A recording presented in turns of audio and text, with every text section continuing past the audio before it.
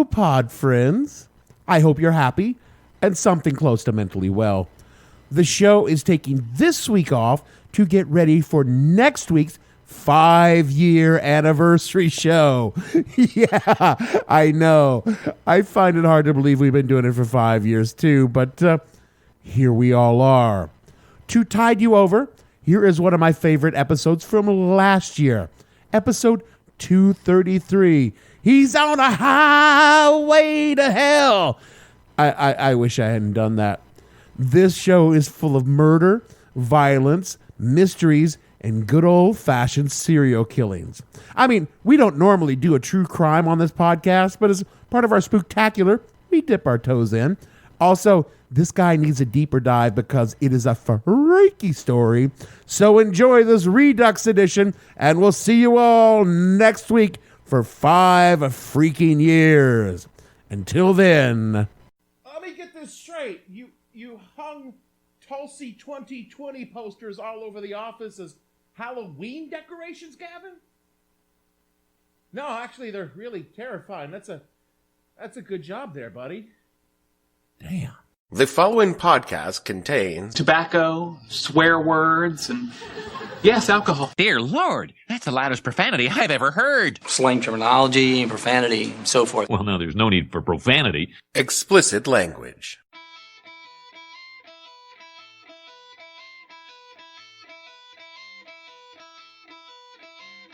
Hello and welcome to the podcast that asks a simple question. When you went looking for evil monsters and didn't just go with white dudes, what the hell were you thinking? I'm your host, Dave Bledsoe, and this is a Friday, October 25th, 2019. He's on a highway to hell edition of the show, part 2 of Spooktacular 2019, where we talk about some real boogeymen. Stay tuned. The What the Hell Were You Thinking podcast is brought to you by Morty the Monster Hunter. Are you troubled by trolls, bothered by the boogeyman, worried about werewolves? Look no further than Morty the Monster Hunter.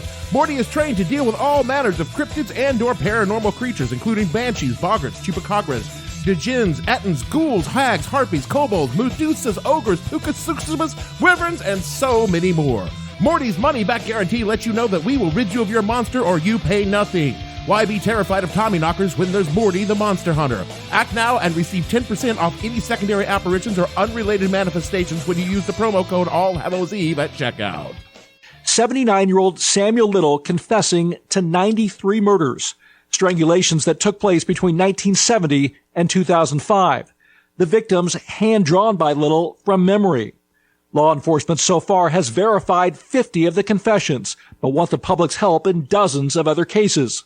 Little gave interviews describing each scene and victim. Tell me about Mary Ann. She's what you nowadays they call a transgender. She weighed about 135, okay. Maybe 140. And how old do you think she was? She was 19. He says this is Ruth from North Little Rock, Arkansas. Oh man, I loved her. And she was light, honey-colored skin. Her and about 6 other girls were sitting on the porch. The dude selling crack in there. Authorities say Little targeted women, often of marginalized or vulnerable groups such as prostitutes or drug addicts. So, I had this great-uncle Burley.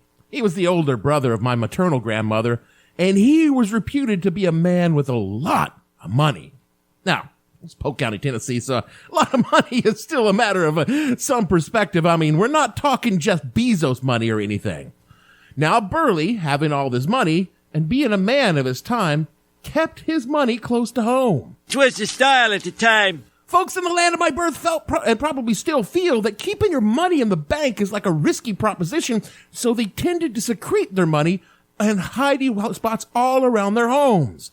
So anyway, Burley, having all this money, found himself a new love, a woman by the name of Sadie. Now, none of the family thought much of Sadie, as she'd been married for a sum total of 6 times before she took up with Uncle Burley, and that made her in everyone's eyes Painted up like some attention-grabbing Jezebel, who was only after Uncle Burley's money. Now, This would normally be the kind of thing that would be just another idle chapter of family drama in rural southeastern Tennessee, except for the fact that in 1996, Uncle Burley was brutally murdered and Sadie disappeared at the same time. Dude, that sucks.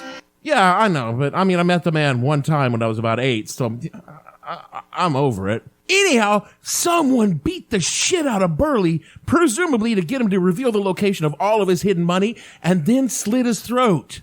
Sadie was never seen again. Now, the cops suspected it was Sadie's son because he was cashing her Social Security checks in upstate New York, but he claimed he was just committing some run-of-the-mill fraud and didn't know anything about where Sadie was. And his alibi for the murder checked out, and so that case remains open, and Sadie remains officially missing.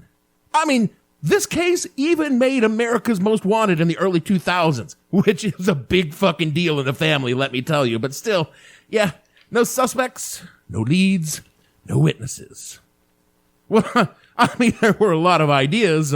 When you ask who did the crime around Polk County, everyone would tell you clearly it was... Sadie the Painted Lady. Yeah, exactly. Come on, of course it was.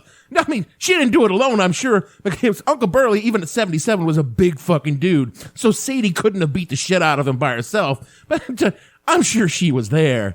And Sadie now would be nearly 100 years old, so I suspect she will not be serving any time for the crime, and any accomplices she might have had aren't talking. And as far as family stories goes, however, it's a pretty good one, and a fine reason that, keep your fucking money in the bank. Shit. People still break into my grandma's old house now that she's in the old folks' home looking for her hidden money. Hey, fuckers, here's a hint if you happen to be listening. It's in the bank. But still, it's a monstrous crime, and one that will never be solved. Which brings me to the spooktacular part of the show. Now, this is not a true crime podcast or a paranormal podcast, although we dabble in both from time to time. So if you're looking for a deep dive into any of the monsters we talk about this week, I commend you to shows that specialize in them. I strongly recommend Last Podcast in Life, but your mileage may vary. But I found such a fascinating fucking true crime tale that it had overwhelmed everything I had planned for this week. This case has everything. The 1980s, gay panic, gruesome murders. MTV's Dan Cortez. So get ready, pod friends, for the highway killer, Larry Eyler. It all begins March 22nd, 1982, when a young man named Jay Reynolds was found murdered on the outskirts of Lexington, Kentucky. Local police found no suspects, leads, or motive in the death of Jay Reynolds as far as I could tell, and his death was chalked up to a random murder. Not unusual or notable in the 1980s. 9 months later, a rash of murders cropped up across Indiana, Illinois, and Wisconsin. From Murderpedia, quote, October 13th, 14-year-old Delvoyd Baker was strangled, his body dumped on the roadside north of Indianapolis. Stephen Crockett, 19, was the victim on October 23rd, stabbed 32 times with 4 of those wounds in the head and discarded outside Lowell, Indiana. The killer moved to Illinois in November, leaving Robert Foley dead in a field northwest of Joliet, unquote. And around the same time, a young man in Crown Point, Indiana, Craig Townsend, was found naked, beaten, and drugged in a field outside of town. Townsend told police he was lured into a car by a stranger and was drugged. Before any real follow-up could be done, Townsend disappeared from the hospital and police didn't put much effort into finding him for some time. It was 1982, and all south of the Midwest, and Townsend was gay, and being outed as gay in that place and time was almost as bad as being murdered. And like so many other serial killers at the time, this fact would allow Larry Eyler to commit over 20 murders before finally being caught. But we're not there yet. Now, the following information was condensed from Eyler's Wikipedia page. See the show notes. On October 23rd, 19-year-old Stephen Crockett was abducted. 12 hours later, his body was found in a field outside Kankakee, stabbed 32 times. October 30th, 26-year-old by the name of Edgar Underkoffler disappeared from Rantoul, Illinois. His body was not discovered until March 4th, 1983 in a field close to Danville. In November 25th, a 25-year-old bartender, John Johnson, disappeared. His body would turn up a month later outside of Lowell, Illinois. On December 19th, a 23-year-old man by the name of Stephen Agan was abducted in Terre Haute. His body found on an Indiana state road on December 28th. Quote, an examination of the outbuildings of an abandoned farm close to where Stephen's body had been discovered revealed traces of human flesh upon the walls in the areas where plaster had been damaged, leading investigators to speculate that Stephen had been suspended against the walls of this property and his murder had inflicted the injuries on his body. Well, that's not creepy. On December 30th, 1982, 22-year-old David Block disappeared from Highland Park, Illinois. His body would not be found until 1984.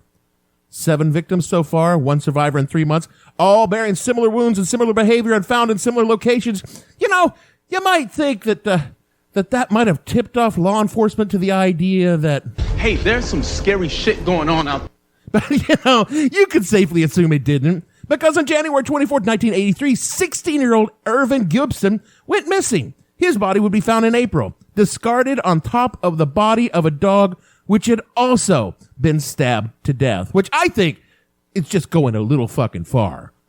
Later information indicates that between March and April of 1983, 5 more young men were abducted and murdered, though their bodies remained unfound. On May 9th, the body of 21-year-old Daniel Scott McNeve was discovered in a field in Hendricks County. He had suffered 11 knife wounds to his neck, 5 to his back, and 11 to his abdomen, with 1 wound causing sections of his small intestines to protrude through the abdomen. Welt marks were discovered on his wrist and ankles, and his jeans had been pulled down to his ankles. As with the other victims, McNeve's body bore no signs of being subjected to a sexual assault. And 9 days later, a 25-year-old named Richard Bruce in Effingham, Illinois, went missing. His body was thrown from a bridge into a creek and remained undiscovered until December 5th. With the body counts in double digits, the gay community began to put together a number of disappearances with stories of bodies being found along the highway and suspect that maybe some shit was getting done, and perhaps it might be the work of the same person or people, and it was plausible that the cops were doing jack and shit about it. Now, in the cops' defense, the gay community only thought this was the case because this was the case, and it wasn't. It was largely incompetence and a lack of communication, and only a small part of their seeming indifference could be attributed to the victim's possible homosexuality. That's supposed to make me feel better? No.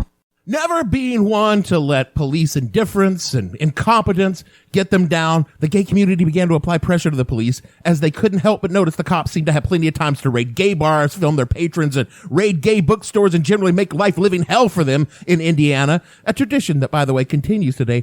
Hi, Mike Pence. So maybe it was possible that they could devote just a little time to solving 13 fucking murders. The local gay paper published several articles and even worked up a pretty accurate profile of the possible offenders and finally managed to set up a tip line and offer a reward of $1,500 for any information leading to the capture of the perpetrators.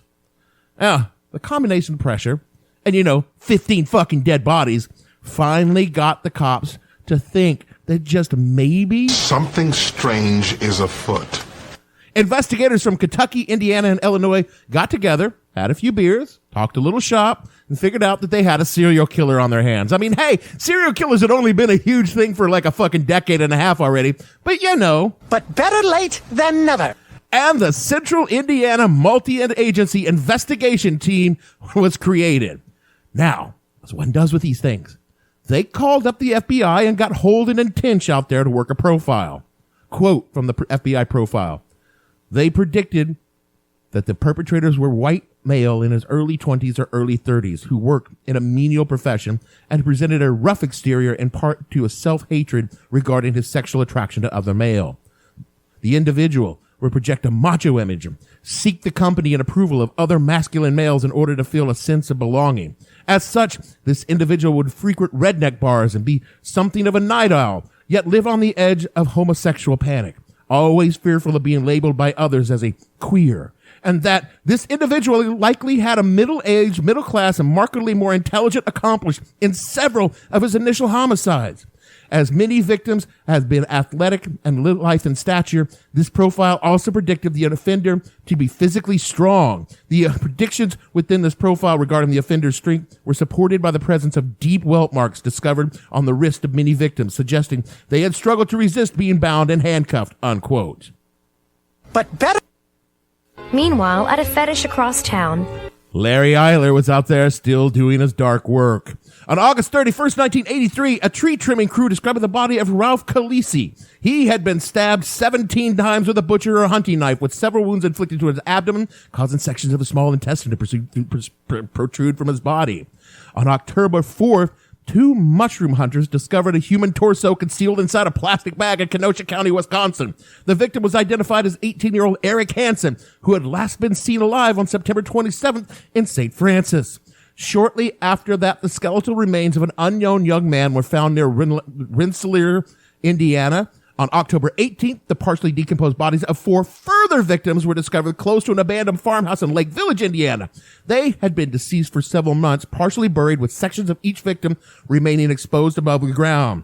3 of these victims, all white, were buried on one side of the tree apart, about 3 feet apart, with their heads facing north. A 4th victim, an unidentified African-American estimated between the ages of 15 to 18, was buried on the other side of the tree. All 4 victims have been stabbed more than 24 times with a blade at least 8 inches in length, and the trousers of each victim were discovered around their ankles. God damn, dude.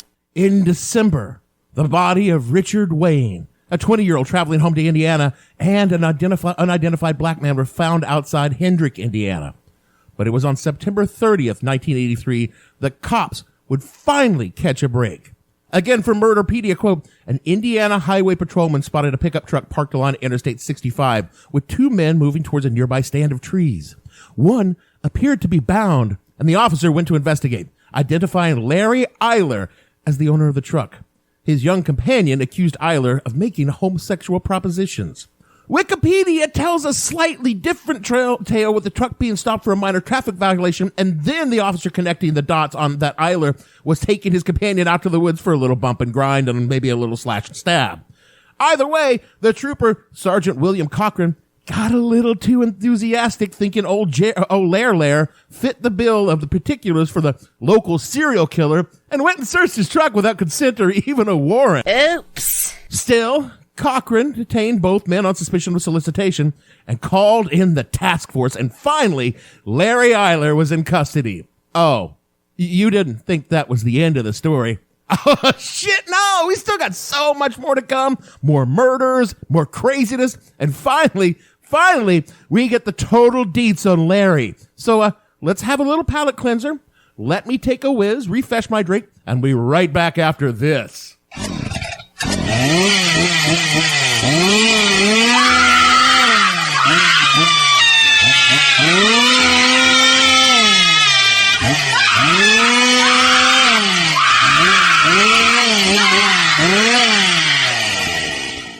Everyone back? Refreshed? All right, then, let's meet our murderer. Born December 21st, 1952, Larry was one of 4 children of George and Phyllis Eyler. George was a physically and mentally abusive alcoholic, and Phyllis an absentee mother. Larry was set on the path to becoming a serial killer right from the start. Phyllis married another 4 times, with at least 2 of those stepfathers being alcoholic abusers themselves, with one of his stepfathers frequently holding Eyler's head beneath scalding water as a form of discipline, continuing the heritage of breaking children early and often.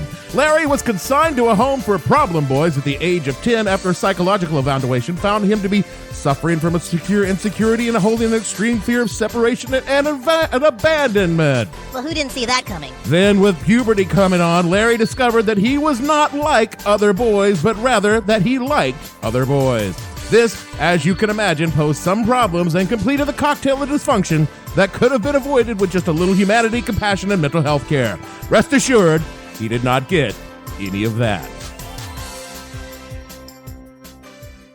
After dropping out of high school, Larry worked briefly as a security guard, then even more briefly with disabled children, then at a shoe store, which will break anyway, just look at Al Bundy, and finally as a house painter. Eyler was described as, quote, conflicted, unquote, about his sexuality. That's one way to put it. Others said he had a dual personality. From a 1984 UPI article, quote, "There was always a gentle side to Larry, a part that wanted to help people and to be recognized for that," said one acquaintance. "Then there was the mean streak. Once in a while, he would just go off," said one friend, who said he met Eyler at a gay bar in Indianapolis. "Real weird or something, and we just left him alone. Sometimes somebody would get beaten up pretty bad by Larry. Generally, people were afraid of him." According to another friend, Eyler said when he was younger that he wanted to be a priest. Yet another friend discussed the possible motive. Larry always had a problem about it being homosexuality. He always had a religious side and would suffer from guilt. All I can think was he was exercising his demons, unquote. There it is, ladies and gentlemen, the Catholic Church, because you know it's gotta be there. So, we got a damaged child, product of abuse and abandonment from an early age, sent to group homes where sexual abuse was rampant at the time by both staff and older boys, who then discovers his sexuality at a time where that sexuality was ruthlessly repressed by society.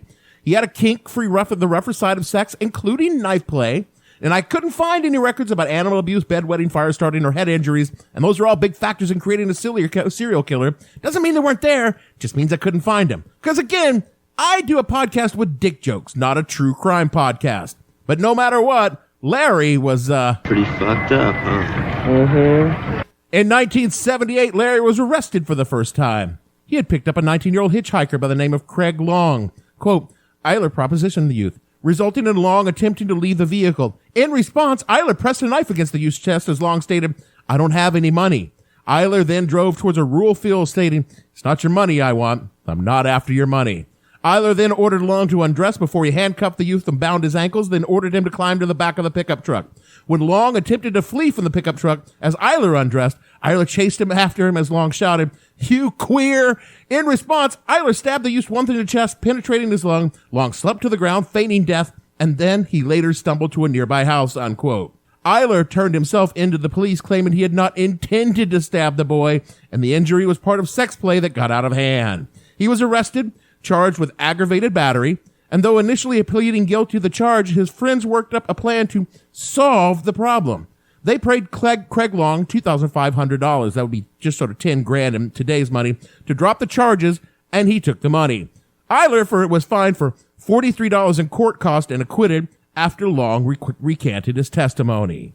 In hindsight, not one of the better decisions. Journalist and author Geraldine Kollerick said of the Craig Long incident in 2015, quote, "His urges got to him. He wasn't realizing what he was doing. He was fantasizing. He learned on that case not to let them be alive anymore, because then they can't come back. He learned to kill them," unquote. Okay, really quick, before we get back to the murders, we need to talk about Larry's friends. The ones who bailed him out of his first little jam. First, there were the Dobrovolskys, what we today would call a bi-poly married couple with whom Eyler lived during the week. Then they were just really fucking cool. John Dobrovolsky and Larry were lovers, and John's wife Sally was just being groovy with it. Then there was Robert Little, the chairman of the English department at Indiana State University in Terre Haute. Little, an openly gay man, had a platonic, some say paternal relationship by all accounts with Eyler, allowing him to stay rent-free at his home on the weekends. And Little was instrumental in raising the money to get Eyler out of his legal troubles with Craig Long. You will hear these names again. So, with Larry in custody, the task force had some questions for him about all those murders going on out there, and Larry was like, "Murder? What murder?" Well, the task force even had his name from an anonymous tip earlier. They knew what they had, but still, Larry was all like, "Oh yeah, I think I read something in a paper about all those murders," playing it cool. He consented to have his truck searched again and even agreed to take a polygraph at some time in the future. And when the cops searched Larry's truck, they found some shit. They found a knife with blood on it, rope, handcuffs, a hammer, a couple of baseball bats, and boot prints that perfectly match plasters of prints from the scene of Ralph Khaleesi's murder. So, they let him go. Of course, you got to. And they asked him, they said, Larry, man, could you not kill anyone while we're, investigating? And Larry was like, oh, sure, no problem, man. But, you have to ask me nicely. And they did. And since they did ask him nicely to stop with all the killing, he didn't, even after they served a search warrant on his home with Little. They found a shit ton of circumstantial evidence placing Eyler at the scene of the murders at the time of the murders, and him having sought medical treatment for a knife wound to his hand on one of the nights of one of the murders at a local hospital where the murder happened. But Larry claimed, I got that falling out of the truck, and definitely not from the brutal stabbing of a young man over and over and over and over and over again. Yet none of which was sufficient to formally charge him with the murders. So, what does one do when you've been murdering dudes all over 3 states and the cops are on to you? We will sue your asses. I mean, not even John Wayne Gacy had that kind of balls. But Larry did. Quote, his lawyer, who was hired as a criminal defense lawyer, filed a civil suit against the Lake County Sheriff's Office and the Indiana State Police, citing the harassment of his client and contending the investigators in their collective investigation with insufficient evidence to formally charge him with murder made him eligible for a suit of $250,000 in damages against 11 named officers in both states, unquote. Turns out his suit was slightly premature, because Eyler was formally charged with murder on October 29th, 1983. Great, I think we're done here. Ha! You would like to think so, but no! Remember what I said? What was that? I think like 3 days ago in this podcast? In the middle of this podcast, when I told you about Larry being stopped by the state trooper leading a dude into the woods and arrested for solicitation of prostitution, remember how I mentioned that the sergeant had gotten a little ahead of himself and searched Larry's truck without a warrant or even mentioning Larry was under arrest? Vaguely. Turns out you really can't do that. And when you do that, all the other stuff you find because you did that don't fucking count. And Larry Eyler was back on the streets. Well, that can't be good. In February of 1984, Eyler was released, and after numerous appeals over the evidentiary ruling, all of which failed, Larry Eyler was free to leave the state and go on with his life.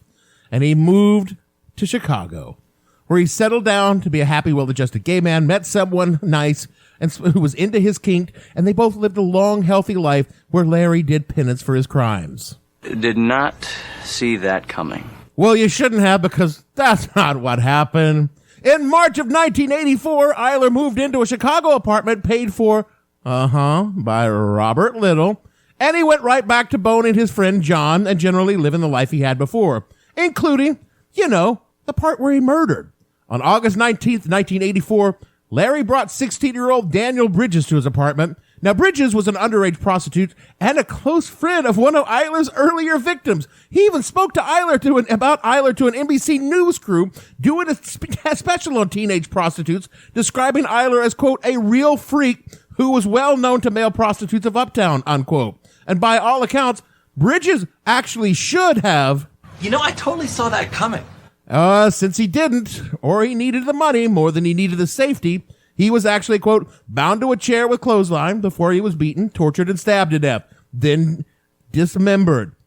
He got chopped up in the bathroom. His body was cut into 8 pieces, each of which was completely drained of blood before being placed inside 6 separate trash bags. The following day, the janitor of the building where Larry Eyler lived suspected someone was illegally dumping trash in the building dumpsters and opened up one of the trash bags to find a human thigh sticking out. Danny Bridges' thigh. Reporting his discovery to the police, the janitor told him that the other janitors had observed a tenant by the name of Larry Eyler placing the bags in the dumpster the previous afternoon. Recognizing the names, one of the cops sent the officers to, quote, detain anyone occupying apartment 106, I don't care who it is, unquote. And apartment 106 was where Larry Eyler and John Dubrovnik were arrested. Following that, it didn't take long before the investigation found Eyler's prints on the bags holding the chopped up bodies, and a warrant for the apartment found the bloody clothes of the victim, blood of the victim all over Eyler's apartment, the instruments used to chop up the body, and 3 witnesses who saw Eyler putting the trash bags containing the body into the trash dumpster when he reportedly said he was, quote, just getting rid of some shit from my apartment, unquote. Larry's second trial went far different from his first.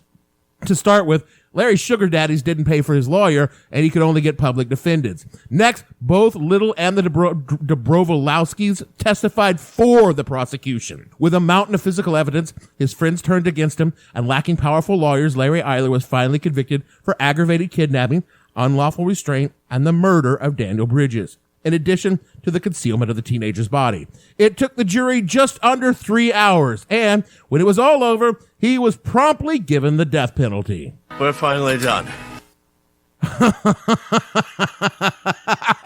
You think so? Do you really think so? I mean, after all of this, you think we're finally done? But wait, there's more. Now being on death row and having appeals coming, Larry came up with a new story saying, yeah, I dismembered Bridges' body and disposed of the remains, but the murder, that wasn't me. That was done by Robert Little. I wasn't even there when it happened. I mean, it was Little that brought Bridges over in the first place. Come on, man. Who does your research? During this appeal, Larry was assigned a new lawyer, a young woman, an up-and-coming young lawyer by the name of Catherine Zellner. I know that name. You do. She's Stephen Avery's lawyer from Making a Murderer. And she was also Larry Eyler's appellate lawyers. She'll be back before we're done. In 1990, Indiana prosecutors used his Illinois conviction to re-argue the suppressed evidence on their cases, and they won, thus opening up more prosecutions against Eyler. This time, Eyler decided he would confess to the murder of Stephen Egan, and again, he would point the finger at his accomplice and the real murderer, Robert Little. No one would believe that. Really? Because Eyler received a sentence of 60 years imprisonment on December 28 to be served concurrently with his existing sentence, and Little, age 53, was arrested on December 18th and formally charged with Egan's first-degree murder, facing a sentence of 60-plus years imprisonment if convicted. Son of a bitch. You see, according to Larry, what had happened was that he and Little decided that they would, quote, do a little scene, unquote, which he had understood mean commit a murder for sexual pleasure, as Little photographed the event with a Polaroid camera. The two then, again, according to Larry, lured Egan into a car with the promise of booze and convinced the straight Egan to do a little bondage photo session for some money. Quote, the two men had initially driven Egan to the location close to the Terre Haute Regional Airport, where a guardsman ordered the three of them off the airport grounds. This actually happened and was confirmed by the guard. Eyler then drove. I'd like to just back up right there. That the guard testified in court that he kicked Larry Eyler, Robert Little, and the murder victim off the airport grounds. Just, for future reference. Just tuck that away someplace you might want to remember. Eyler then drove towards an abandoned shed close to the Indiana State Road 63. At this location, Egan's hands were tied above a beam before he was gagged and bound. And according to Eyler, Little then shouted, "Get out the knife!" before he proceeded to stab Egan. Eyler further testified Little had repeatedly masturbated while photographing him as he had bound and repeatedly stabbed Egan, and that Little had also stabbed the young man before informing him, "Okay, kill the motherfucker." Little had taken Egan's undershirt from the crime scene and had later complained to Eyler that the overall murder ritual had been far too fast for his liking, unquote. This is all speculation and hearsay. Hey. Do you guys remember Dr. Pless? We talked about him, I don't know, I think it was like 34 years ago in this edition. He autopsied Egan, and he testified at Little's trial that having viewed several eviscerated bodies in his time, that, quote, this is the most extensively mutilated body I have ever seen without the body being cut into pieces, unquote. And how that the beating, stabbing, and slashing injuries had been inflicted mostly after Egan was already deceased, although numerous deep wounds to the neck and groin had been inflicted while Egan was still alive. And he couldn't conclusively pinpoint the actual time of Egan's death, but he believed it to be prior to December 21st. Now, prosecutors were able to put Little in Indiana through documents and witnesses during the time in question, essentially December 21st, and basically demolished his alibi for the crime. But Little's mom, and no one's mom, would ever lie for them when they were on trial for their lives. She swore under oath that Little was in Florida with her from a week before Christmas through New Year's Day. From a 1991 Chicago Tribune article, quote, the jury of 6 women and 6 men, after deliberating for nearly 7 hours, told Judge Don Darnell that it had decided unanimously to acquit Robert Little, 52, who was suspended as chairman of University's library department in December when he was charged with the murder of Stephen Egan, unquote. Little went back to his job at the university and had no further brushes with the law as far as I could tell. As far as Larry Eyler, he died in the Pontiac Correctional Center in 1984 due to AIDS-related complications. This nightmare is finally over. Yeah. Well, not exactly. 2 days after Eyler's death, Catherine Zellner, his final lawyer, called a press conference, and she told the Assembled Press, got this from a 1994 Washington Post article, quote, the reason I'm here is so that the families know he did confess to the murders of your sons, attorney Catherine Zellner said at a news conference attended by the families of Eyler's alleged victims. He told me that, and I hope that can bring you some peace of mind, unquote. In a letter written by Eyler but never sent, he confessed to 17 of the 21 victims that he murdered alone, and he said he did 4 more with Robert Little. Though Zellner did not name Little specifically, she made it clear what she meant. Quote, Zellner stated Eyler had been compiling a list of his victims shortly after she had been appointed his legal representative in November of 1990 in an effort to obtain a plea bargain whereby his sentence would be commuted to 1 life in prison. With his health in gradual decline, Eyler had authorized his attorney to publicly release his confessions after his death, and with his explanation being that the families of his victims would know he had confessed to the murders of their sons and brothers, unquote. Catherine Zellner would go on to say in later years that holding the confession of Larry Eyler from the families due to his insistence and attorney-client privilege was the worst thing she had ever done in her life. And as a result, she took a personal vow never to defend a client she knew was guilty ever again and to work towards freeing those wrongly in prison, which is how she came to work for Stephen Avery and why she strongly believes he's innocent. So, we've only got one question left to answer after all of this. Did Robert Little commit any murders with Larry Eyler? I mean, any answer I could give you would be rank speculation. Yes, he did. Because all I know is that Daniel Bridges' mother sued Little in 1994 for his wrongful death, and he totally did. Though, honestly, I couldn't find any outcome. He probably got misconstrued. Little is still alive at 82 and living in Minnesota, so he could sue me if I said that he did it. But, and he's become a bit of a footnote to the case and refuses to comment on any of it because he's guilty. It could be that he was just a kindly father figure to a broken and terrible man. Or he could be an accomplice to multiple horrible murders. I honestly don't know, but I totally did because he did. Eyler, for being quite the prolific serial killer, is not a particularly talked about serial killer despite the grisly details, and after his death, interest in the case has disappeared except for one more thing, and then I swear to God I am done here. 3 of Eyler's victims remain unidentified, and forensic specialists still seek their identity today. Maybe with the advances of DNA genealogy, these names will finally be found, and we can finally put to rest the last of Larry Eyler's victims and this episode of this fucking podcast. And there you have it. The end of the Spooktacular 2019. I give you the monster at the end of this podcast. It's all the people that created people like Larry Eyler. The alcoholic abusive fathers, the absent mothers, the broken foster care system, the Catholic boys' school, the Catholic church and religion in general. God damn. And the fucked up homophobic motherfuckers still running around torturing people for being gay. And they're gonna break a few along the way. They are the scariest motherfuckers of them all. Are we done? Yeah, we're done. That is it for our show this week and for the Spooktacular 2019. This one was like a horror movie. Every time you thought it was ending, the asshole writes another scene. I was going to mirror part one of the Spooktacular, go around the country talking about real monsters in each place, and then I learned about Larry, who I had never fucking heard of before, and I just dropped everything to focus on him.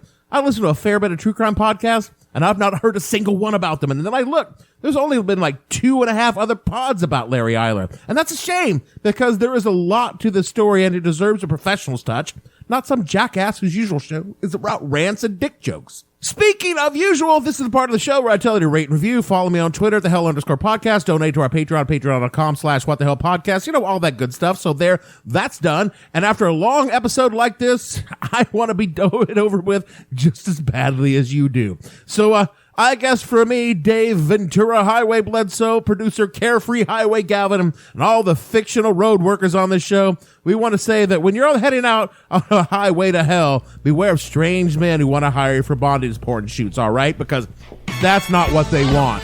Trust us. We know. We'll see you all next week. Mama, mama, mama, mama.